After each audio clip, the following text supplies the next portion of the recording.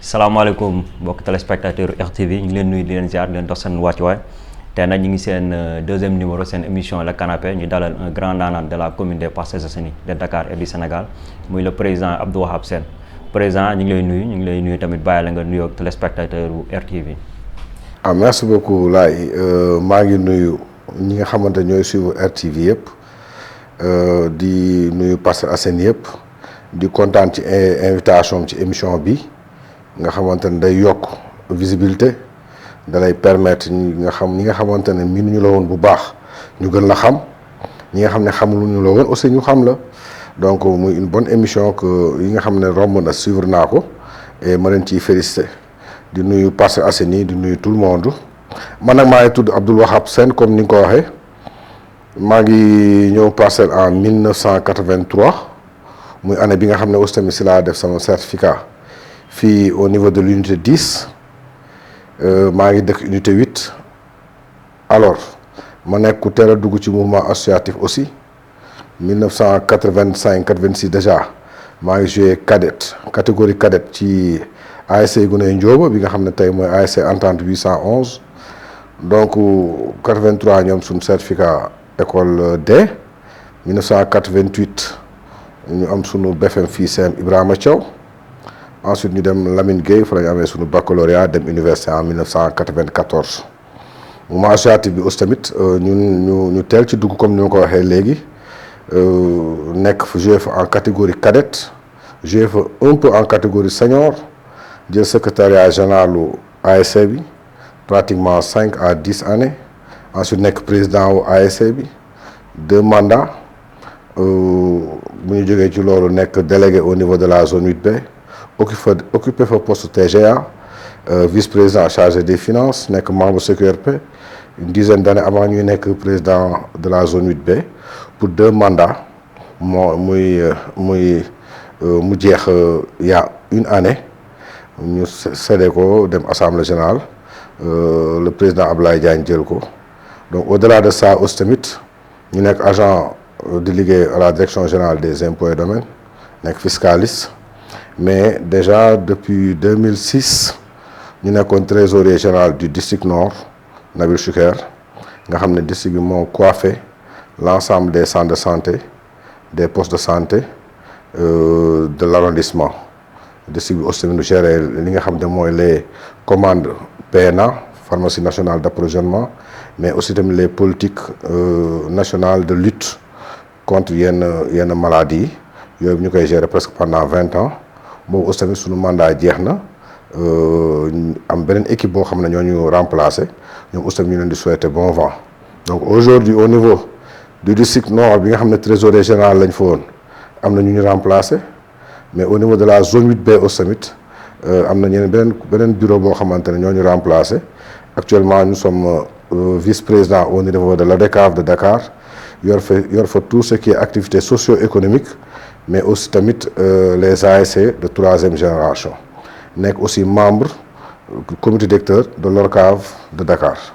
voilà merci beaucoup en somme loolu daal mooy jaar-jaar bi. alors président bu ñu waxee président Abdou Wahab Sène suñu xel day dem si le président de la zone 8B alors durant votre mandat 2 mandats yi nga fa def lan moo la gën a marqué si sa présence. Compliqué et nous on s'était fixé comme objectif ñetti affaires. mooy durant tout le cursus de comme je l'ai dit de 1985 à 2007 am na ñu bëri ñoo xam ne ñu ngi nekkoon parmi nous entre-temps yàlla jël leen ñu bokkoon su ñun alors ñu ne suñu premier objectif mooy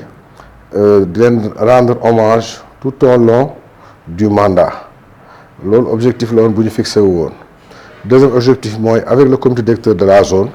se battre et les identités yi nekk parcelle se battre pour que ñu am sunu stade ci biir parce que c'était très compliqué bi may jël zone bi on jouait à Pikine on jouait à Guédiawaye stade Amadou Barry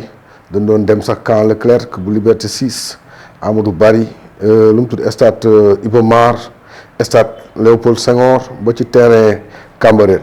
dañ doon wër fu ne di football c'était très compliqué des fois da ngay egg ba benn phase yoo xamante ne sax comme phase décisive yi muy quart de finale demi-finale finale match yi di xaw a guddee bu jeexee booy ñibbisi da ngay daje ci yoon bi ay xale yu ndaw yoo xam ne parce que nawetaan xale yi tamit dañ ko bëgg ci lañ bokk jóge Guédiawaye di dox di ñëw et c'était très compliqué donc on s'est organisé ñu ànd ak ay identité remarquable yu nekk Parcelles Assainies ànd ak le comité directeur de la zone 8B l'ODCAV ak yooyu jàppale ñu on a combattu ñu xeex ba finalement suñu stade pare loolu objectif la boo xam ne dañ ko fixé woon si ñun. beneen bi mooy aussi tamit bi ñuy ñëw la zone 8B def na presque ay une dizaine d'années à 15 yoo xam ne amu woon final coupe départementale bu fi dugg c'était le vide. Bon Parcelles Assainies ñëpp di ko jooytu di ko ñaxtu ñun tamit on s'était fixé comme objectif loolu donc moo tax bi ñu jëlee zone bi rek nous avons démarré par faire le tour des ASC waxtaan ak ñoom conscientiser leen ci lu bëree bëri pour mu ñu jóge fi ñu nekkoon dem ci beneen niveau bi nag mooy lan d'abord sur le choix des membres des comités directeurs des ASC. Ensuite sur le choix de l'encadrement technique ñu am ay entraîneurs yoo xam dañu am niveau mais aussi tamit wut joueur yu baax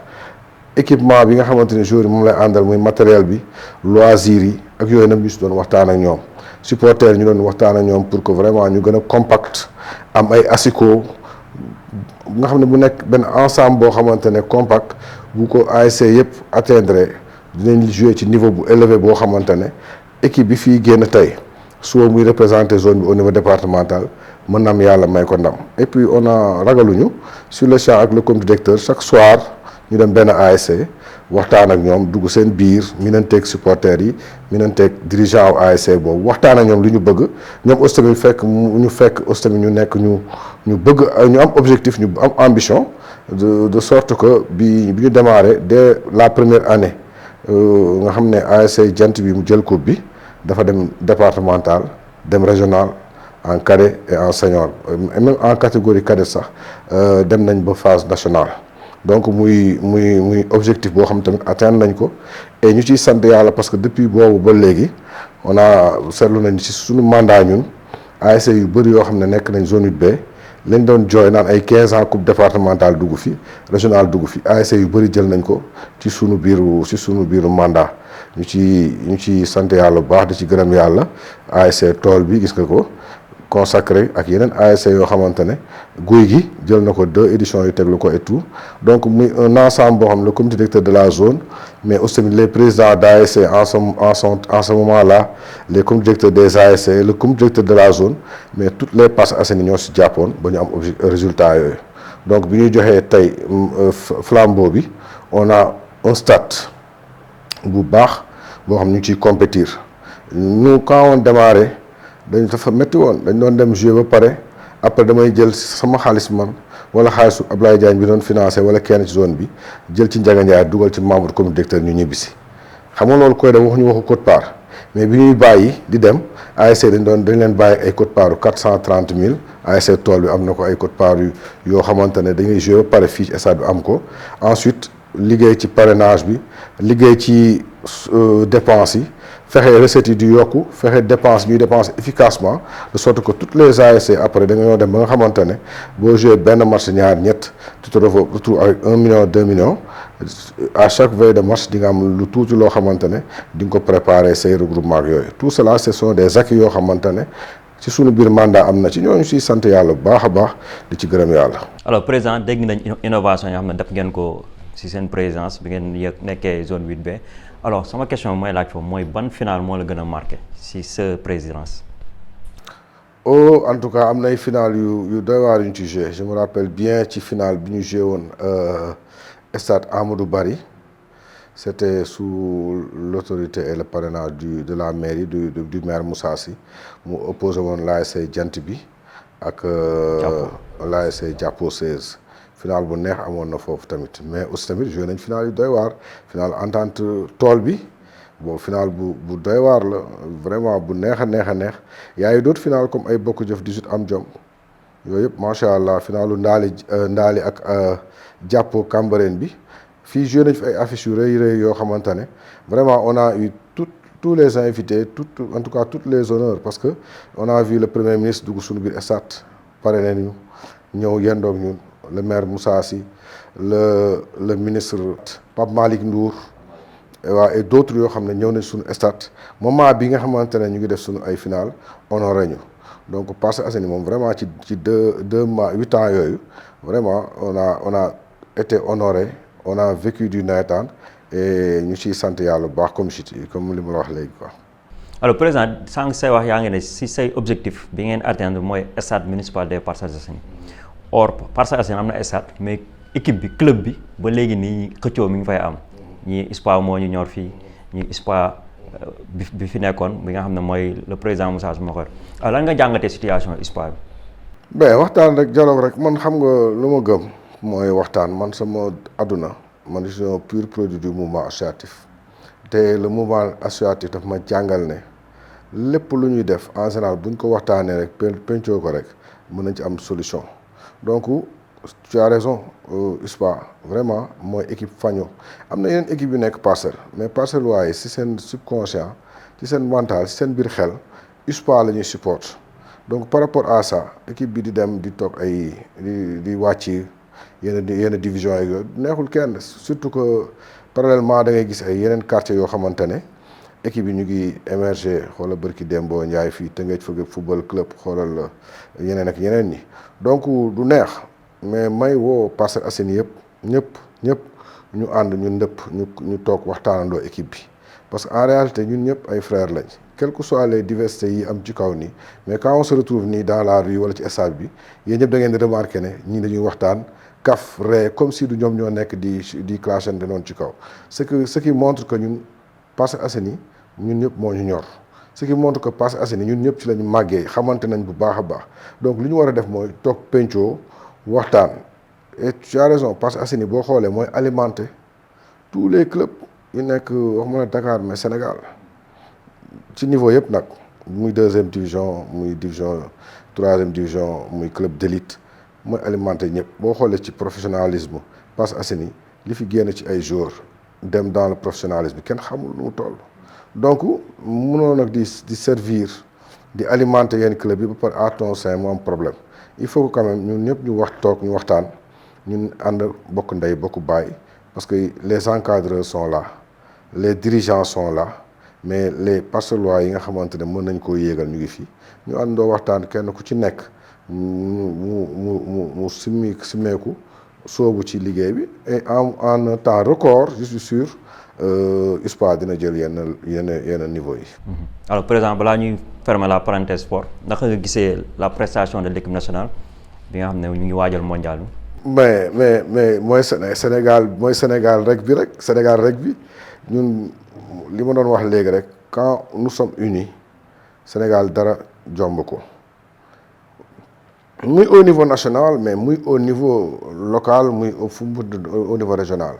les gens quand ils sont unis dara jomb leen parce que historiquement dafa am ay xeex yoo xamante ne dafa bokk ci sunu germe mu nekk ci ñun donc bu ñu boolee suñuy doole ñun dara jombuñu et ñu ngi dem coupe du monde bërki Dembo Ndiaye coupe d'Afrique lañ jóge gis nga ni mu fa demee du dëgg donc ñu am yaakaar trop ci coupe du monde bi parce que gars yi ñu ngi wax sax ay quart de finale objectif mais gëm naa ne si on reste unis bu ñu cat jiituwul Sénégal mën na fa am résultat boo xamante ne dafay weesu suñu njort donc pourquoi pas arriver en finale pourquoi pas prendre la coupe du monde parce que gëm-gëm la gis nga tey boo gisee Sénégal doy waar c'est parce que nit ñi dañoo arrivé benn moment boo xam ne kenn ku nekk si ñoom dafa gëm boppam te loolu liggéey bu yàgg la ay 10 ans ay 20 ans su ak ay autorités yoo xamante ne moo xam autorité politique la moo xam ne autorité sportive la muy religieuse dañuy inculquer au fur et à mesure ces valeurs là nous sommes un pays conquérant et donc par rapport à ça awma ci crainte bu cat jiituwul que l'on reste unis rek nous allons atteindre le Sénégal va atteindre les objectifs inchallah. Un pronostic pour le mondial ban pronostic ngay joxe. Pour le mondial. Bon je dirais finaliste. Sénégal mooy dem finale ak ban équipe. Inch'Allah foofu moom gëm naa ne France dañ koy faj premier match amin yàlla def ensuite on se retrouve en finale inch'Allah. alors ñu ngi fàttali ñu ngi seen émission le canapé tey ñu dalal le président Abdou Wahab Sène ñu ngi waxtaan bu am solo alors président sans sa présentation vous avez parlé de fiscalité alors ma question est la suivante naka nga gisee la situation économique financière du pays. Ben Sénégal c'est que comme am na benn animal boo xamante ne ci biiram lay dundee maanaam ci biiram lay dundee c'est suma jàngatee la situation économique du pays loolu la quoi gars yi tout ce que bon c'est vrai que ñu ngi leb à droite et à gauche mais li si ëpp ci li nga xamante ne moom la ñuy dundee di ko fayee crédit mi ngi jóge suñu biir ci impôt bi ci port bi ci douane bi donc loolu moom mooy la situation économique nous savons que dans les 3 ans qui restent le Sénégal a besoin ne serait-ce que par rapport ak la dette mooy crédit le truc de la dette là le Sénégal a besoin de 14 000 milliards et xam nañ ne aussi tamit ci li nga xam ne moom la ñu prévoir par rapport ak li ñu mën a am ci recette ci 3 ans yi des certainement ça va avoisiner les 15 000 milliards donc par rapport à ça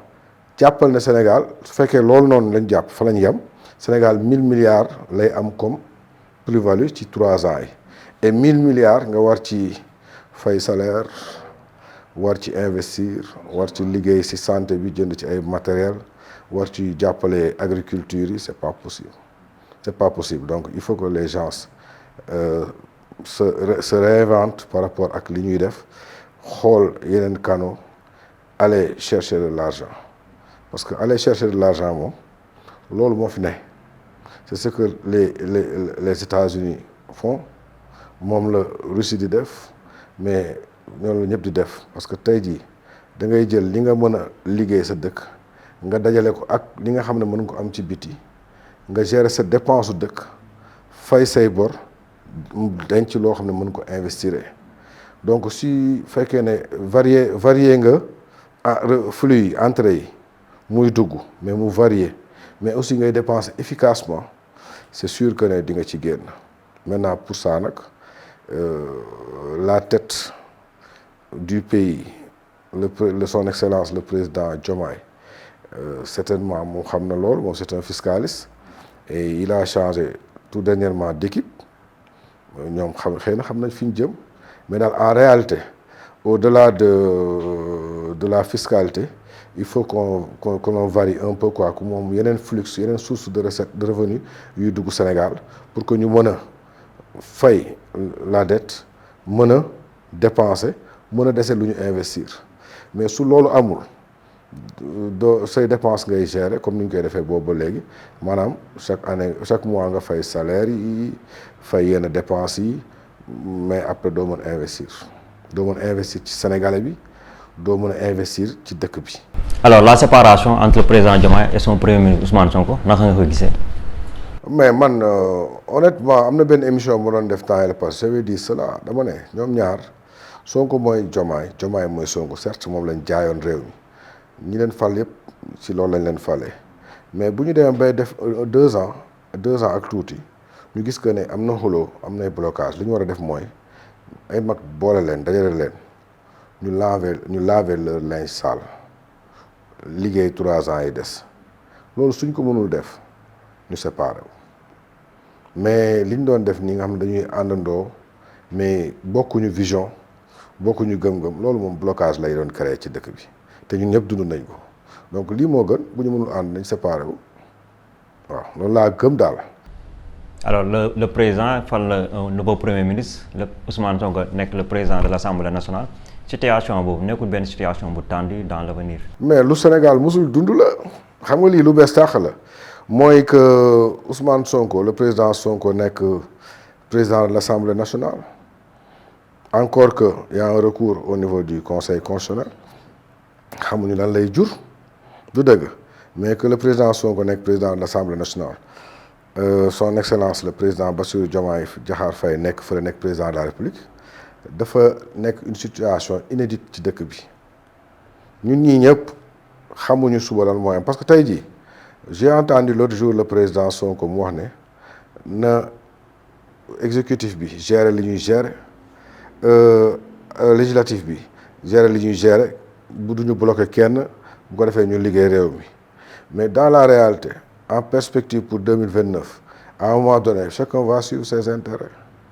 et c'est les intérêts parce que les partis politiques sont créés pour arriver au pouvoir pour accéder au pouvoir donc à un moment donné tu es obligé nga toppatoo say intérêts est-ce que toutes les politiques yi nga xamante ne le président Diomaye mi ngi koy initier mu war a jaar assemblée pour réew mi émerger réew mi neex Sénégal dox bu su jàllee assemblée est-ce que loolu dina arranger le Pastef parce que bu subaa Sénégal dañ naan affaire bi Diomaye la falaat ko du dëgg à un moment donné il y aura un goulot c'est sûr donc c'est une situation inédite les gens sont en train d'observer il y a un recours au Conseil constitutionnel attendons de voir ce que ça va donner maintenant su fekkee ne le recours là est positif pour le président Sonko ñu xool ce que fera l'exécutif en tout cas c'est une situation inédite quoi pour le Sénégal. boobu dañ fay teg benn point d'interrogation rek. alors vous avez parlé de 2029 mais en 2027 am na ay échéances yu war a am muy les locales. alors au niveau local lan nga gisee jàngatee la situation ici au niveau de la commune des Parcelles Assainies. waaw déjà les échéances au niveau local en 2027 les gens sont dubitatifs parce que wóoru leen sax déjà que dina am wala du am parce que li nga wax léegi y a une situation qui a fait que y a une coalition Diomaye qui est là et il y a Pastef qui est là plus les autres partis yi nga xam ne partis yu yàgg la les autres partis aussi tamit on peut pas dire que y aura pas une troisième force une troisième voie une coalition qui sera la troisième voie boo xam ne regrouper l'opposition bi fi nekk ak yooyu on ne sait jamais rien n'est clair ensuite il y a des décrets qui devaient être sortis depuis bu yàgg pour ñu def yenn inscription yi wala réinscription yi sur les bureaux de vote il y a beaucoup yoo xam ne seen pièce d'identité ne vote pas moo ci nekk donc les gens dégagent aussi tamit ñu ngi wax ne les pièces d'identité am na yoo xamante ne day jeex en janvier am na yoo xam ne day jeex voilà donc tous ces problèmes sont là devant nous te benn amagu ci début de solution ce qui fait que dire qu'on va aller aux élections en 2027 moi j'observe je suis en train d'observer de voir mais en tant que mouvement politique social l'Alliance pour l'initiative et le renouveau mi ngi organisé wu mi ngi yokk ngandal ay tentaculam mi ngi massifié wu au niveau des Parcelles Assainies et il observe la situation politique locale et nationale et au moment opportun les gens vont se déterminer du dëgg mais la situation politique aux Parcelles bu ñu ci bëggee waxtaan mooy que ne on a d'un côté le maire Aboubacar Jamil Sané et de l'autre il y a l'opposition quoi les gens qui veulent être maire donc les tendances sont telles que suñu bëggee am ballottement wala dem à niveau égal par rapport ak la masse je pense que il faut une coalition par rapport à ces mouvements-là une forte coalition boo xam ne ça va regrouper tous les leaders et les autres partis qui sont aux Parcelles pour mu mën a am ballottement un peu quoi mais nii situation bi ni ma ko gisee nii ak l'organisation bi nga xam ne xam naa ko au niveau de Pastef balaa midi Jami Sane day tàggoog ñu. kon li nga bëgg a wax mooy les leaders qui sont en Parcelles ne feront pas le poids face au maire Jamil Sané. non en tout cas les leaders sont en train de faire un bon travail parce que maa ngi gis ñoom ñëpp kenn ku ci nekk surtout am na ñoo xam ñu ngi émerger ñu ngi def ay activités ñu ngi dem ci base bi ñu ngi massifier ñu ngi liggéey lu baax a baax macha allah mais xam nga élection nattukaay bi élection la te fii avec la coalition nous avons été ci local yi passé avec le premier ministre d'alors le président Amadou Ba nous avons été ci législatives yi passé ak présidentielles yi et les scores étaient fleuves boo xoolee li nga xamante ne mooy la coalition wala le Pastef ci législatives yi passé c'était différence dafa rëyoon trop là où yow da ngay am 6000 voix ci locales yi Benno Bokk Yaakaar bi nga xam ne moo jëloon deuxième am 10 000 xaw ma 12 000 voix mais le maire Jamil Sané était ak le Pastef était à 22 000 23 000 voix la différence est énorme c'est vrai que nag ak pouvoir bii ñuy gérer ak yooyu day effrité wu y en a qui sont déçus am na ñuy bàyyi et tout mais géopolitique dafa am solo ci loo gis au niveau international géopolitique dafa am solo au niveau national li ñuy wax géopolitique dafa am solo mais géopolitique locale tamit dafa am solo et bu ñu wax géopolitique c'est d'autres analyses yoo xam ne c'est derrière moo lay may nga mën a xam ne kii am na force ba léegi wala amul force et analyses yooyu mën a nekk ci mën a dépendre sur le leader au niveau national mais mën na dépendre aussi tamit ci dëkkuwaay bi ci société bi ni mu dëkkee sur les cultures au niveau de la commune les religions au niveau de la commune les ethnies et tout ça là ça rentre en jeu et ce qui fait que yooyu noonu yëpp c'est da nga koy boole sa analyse pour mën a xam ne fii ñu jëm nii lii la ñu war a def pour gagner wala lii la ñu war a def bu ñu ko deful dañuy perdre donc ñun nous sommes là nous sommes vraiment en parfaite harmonie avec les Parcellois, avec les mouvements qui sont là, avec les partis politiques qui sont là. Donc nous sommes dans le conseil municipal, j'ai oublié de le dire, ci présentation bi. Nous travaillons chaque fois dans le budget avec le maire Jamil Sané et tout le conseil municipal. Donc au moment bi nga xam ne moo jot pour ñu déterminer wu y a pas de problème que le mouvement Air Pur va se déterminer inchallah. Alors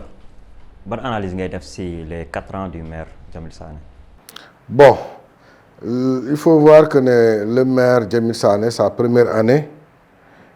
le PASTEF était dans l'opposition. Donc la deuxième année, il y a eu des heures, il a été à un moment donné en prison. Donc mu def foofu presque luy xaw yàgg. Donc sur les 4 ans da ngay wax ne 2 ans pratiquement yi nga xamante ne moom la fi le président Bassirou Diomaye Faye def pratiquement loolu la fi le maire Jamil Sané def. On a vu que nag boobu ak léegi y a eu des routes réfectionnées, les partenariats avec la mairie de Dakar. Ñu ngi gis aussi tamit récemment à l'unité 11 mu liggéey ci l'environnement, defal xale yi foofu terrain de jeu, defal environnement bu adéquat. Démb rek gars yi ñu ngi voté ay projet par rapport ak jardin bu unité 11, par rapport ak ay terrain yi ñu war a def unité 21, unité 19, unité 12. Donc les gens parlent aussi tamit de l'hôpital Mame Abdou bi ñu war a def hôpital de niveau 3 loolu yëpp ñu ngi koy wax, mais dans la réalisation espérons que d'ici à ce qu'on aille vers les élections locales mu am lu bëri lu mu ci réaliser à part yi nga xamante ne jot na ko inauguré. Alors président li nga wax am na solo sur le bilan du maire ak li nga xam ne moom mooy ñëw en perspective. Alors bu ñu delluwoo ce mouvement bi nga créé lan moo waral la création de ce mouvement? En fait nous sommes déjà xam nga ñu le mouvement associatif xaw na ci yàgg déjà, mais on a vu que les autorités li si ëpp boo amul dugul ci politique bi nekk dans les instances da ngay subir ñoom seen bëgg-bëgg, mais yéen seen bëgg-bëgg en tant que population li si ëpp doo am voix pour jaarale ko. Loolu gën a bokk ci li tax ñu créer le mouvement pour aller conquérir la mairie, à défaut être dans les instances, mën a porter la voix de beaucoup de Parcellois. Au-delà du fait que nous sommes de nature très sociale et le mouvement aussi au-delà du fait que c'est à caractère politique, c'est un mouvement social nga xamante ne day jàppale, day liggéey ci environnement, day liggéey ci religion, day liggéey ci côté social bi quoi.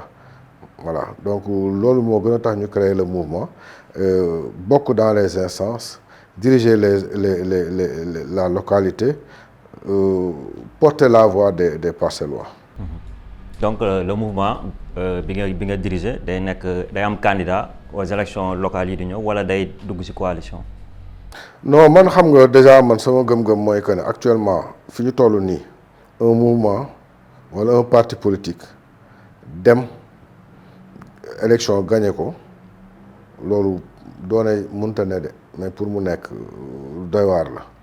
J'ai vu Pastef le réussir lors des législatives, mais un mouvement pour man dama gëm les grands ensembles mooy les grandes coalitions moo xam muy le pouvoir comme l'opposition, man li ma gëm mooy les grands ensembles mooy que tey dama indi sama 1 yow nga indi sa 1 muy plus ñu dajale ko ñu dem à l'assaut. Et depuis longtemps même au niveau national da ngay gis ne benn parti jógatul songu réew mi il faut des coalitions, il faut gars yi boole seen doole boole sa doole mooy tax nga am doole mais maintenant lu benn mën aussi tamit dañuy wax ñaar ak ko dax. Du fait que nous sommes un mouvement boo xam ne dañoo bëgg porter la voix des Parcellois dañoo bëgg bokk ci instance ñu ciy liggéey boobu ba léegi dem élection ak Amadou Ba le président Amadou Ba ànd ak Pape Kory Faye mu jiite liste majoritaire ñu jiite liste proportionnelle am donc nous avons des ambitions comme tout le monde et le tigre n'a pas besoin de crier sa tigritude loolu la waa ji waxoon donc doomu Parcelles la ñu ngi biir Parcelles ñu ngi liggéey donc bu jotee rek nous allons nous déterminer si on doit entrer dans une coalition la diriger du moins les gens sauront maintenant si on doit être dedans aussi tamit appuyer pour am victoire à la fin aussi tamit les gens seront édifiés incha allah. mais président si say kàddu da ngay wax lu bëri ñu mbooloo di nekk benn coalition bu rëy mais Parcelles est-ce que coalition mag boobu dina neex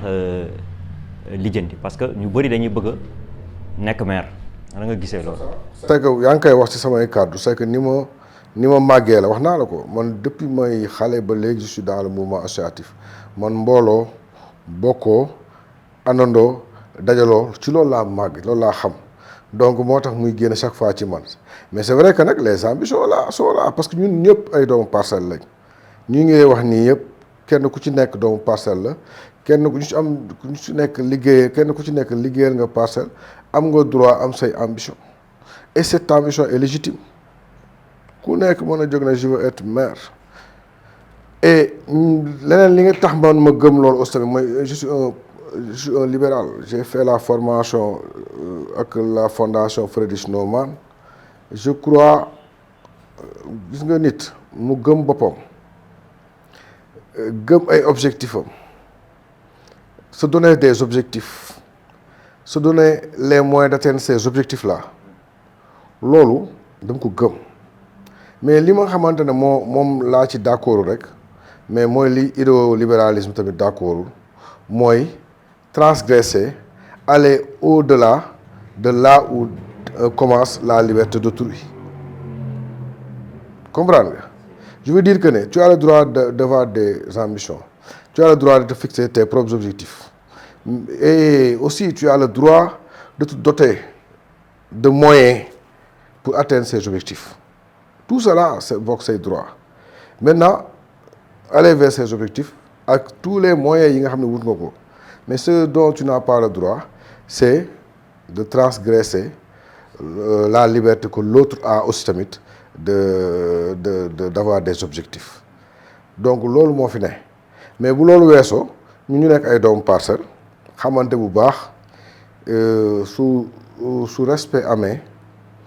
yéenante day am gis nga nit ñi dañu war a jàng di def lu baax gis nga bu ñuy def lu baax di defante lu baax suñu biir mu di jàmmoo suñu biir suba man laay mooy nekk tête de liste dama koy yéene yaa ngi dégg mais bu ñu dundee ci yenn animosité yi wala ci yenn hypocrisie yi wala genre affaire yooyu quelle que soit coalition bu ñu nekk bu nee laay la rek tem man ma ne waaye kii nga xam ne donc ñun ñëpp nañu vraiment gën a xam naa ne sax ñu ngi ci mais nañ gën a liggéey ci raffermir nos relations gën ko defar du dëgg avec tout le monde tu as vu man avec le maire je n'ai aucun problème je suis dans le conseil municipal c'est li nga xam ne moom lay jàllale su baaxee pour Parcelles dama koy voter sans hésiter du dëgg de la même manière je n'ai aucun problème avec Pape Kory Faye Go je n'ai aucun problème ak Mansour ni Gueye original ni keneen ak keneen Mbaye Niang tout le monde Mame Diarra ñi ma tudd ak ñi ma tuddul yëpp ñoom ñëpp c'est mes amis du dëgg mais loolu mooy le bon vouloir bi ñuy wax naan de vivre ensemble loolu moo tax suñu dund Parcelles Assainies neex bu politique jotee nag ñi nga xamante ne mën nañ ànd mën nañ booloo dem par rapport à leur objectif ñu ànd dem ñi nga xamante ne mënuñu ànd ci loolu bu ñu amee beneen solution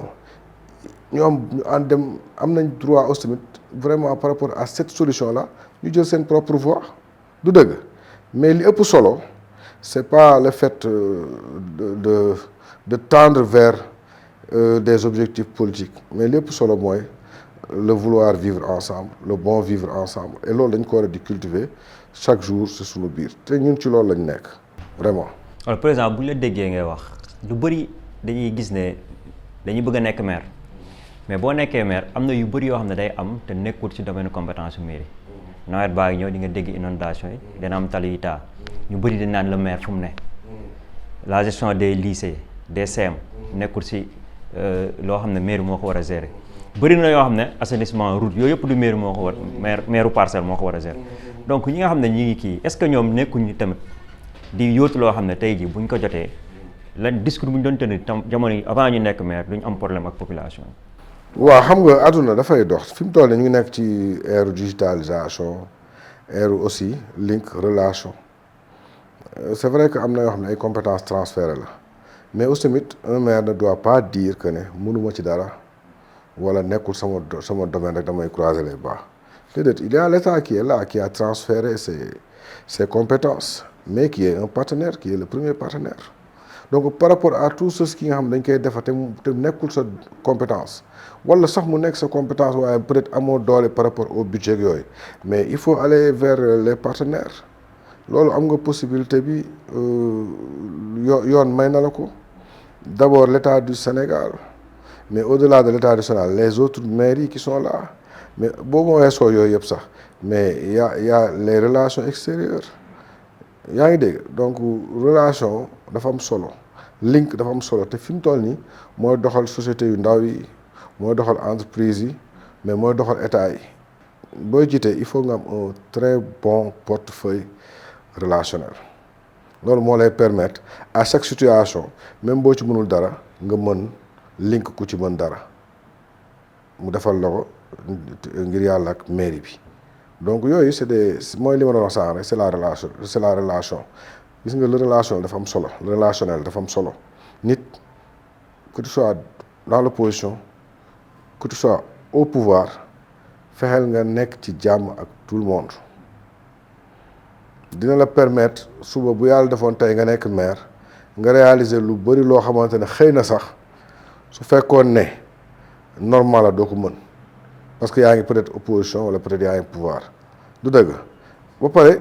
li ma doon wax sànq ci géopolitique internationale ni da nga am ouverture ci àdduna am na lu bari loo xamante ne tey ji en PPP da nga koy am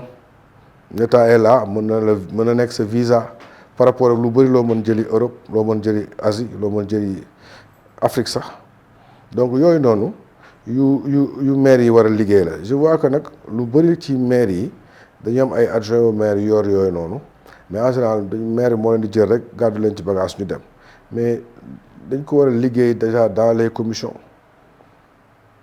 liggéey bu mucc ayib boo xamante ne ak l'appui du maire relation yu maire am link yi mu am ñu mën a vraiment problème bu posé wu par rapport ak yooyu ñu mën ko régler rapidement loolu rek la. alors président balaa ñuy fermer la page politique dem ci tàggatoo bi keroog ñi ngi gis le président Abdoulaye Wade le maître Abdoulaye Wade ñu doon fêter ses centenaires alors naka nga dundee situation boobu dem ba am un ancien président muy fêter centenaire ñu def benn kii bu mag Sénégal. te inédit mooy li ma la wax rek macha allah ñu ngi koy ñaanal yàlla doole ko ci yeneen 40 wala 50 mu gën ñu gunge rafet na vraiment ni nga xamante ne le PDS ànd ak le président Diomaye ni ñu ko jëlee président Diomaye accepté patronage bi jàpp ba ci événement bi mais au-delà de ça aussi tamit rafet na tous les témoignages des anciens des leaders muy Amadou Ba muy Idrissa Seck muy le président Ousmane Sonko ñoom ñëpp vraiment tout le monde ñëpp def ay témoignages muy ay témoignages au niveau national muy ay témoignages au niveau international au niveau local nag ñun bi ñu gimee à un moment donné rapidement nekkoon nañ peut-être dans le mouvement ak le président Wade nekkoon nañ dans le parti doon accompagner le PDS au niveau local nekkoon ak le maire Moussa Sy boobu on était très jeune aussi tamit ñu bokkoon ci ñooñu doon tuddee les ambassadeurs ñu doon sol lacoste jaune yi en son temps ñu liggéey lu bëree bëri fii lu fi jaar ci maire moo xam le ministre Mbaye Ndiaye bi mu nekk maire, le maire Tete Diédhiou ba ni le maire Moussa Sy nekkee maire lépp si sunu kanam la. Parcelles Assainies nekk commune boo xamante ne président Wade dafay mës a gagné président Wade dafa mës a gagné Parcelles. D'ailleurs, quand à un moment donné le maire Tete Diédhiou a eu des problèmes au niveau du parti socialiste, il est venu rejoindre le parti démocratique sénégalais aux Parcelles gars yi ganale ko def ko tête de liste, il a gagné mu nekk maire. Donc Parcelles dafa mës a libéral moo tax le mouvement Air Pur aussi tamit bi ñu ci tolloo a initié un panel où on a fait en sorte de regrouper tous les pionniers et les pionnières du président Wade aux Parcelles depuis commencement ba léegi. Et on a été très satisfait de voir que ñoom suñu ay yaay ñoom maire Koumba Souna ñoom maire Thiaba Gueye ñoom maire Aminata Camara ñoom bëri na ñoom le ministre Lamine Ba, ministre de l'environnement sous Wade, le maire et ministre Mbaye Ndiaye, tout le monde ñëpp ñëw ñu def communion fêtendoo célébrendoo ensemble le président Ablaye Wade. Donc lu rafet lu Sénégal def vraiment ñu koy rafetlu ñun ñëpp.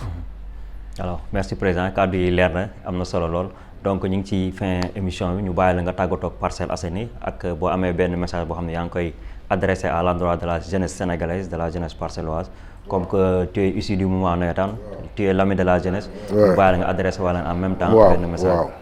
vraiment man j'ai un message quoi par rapport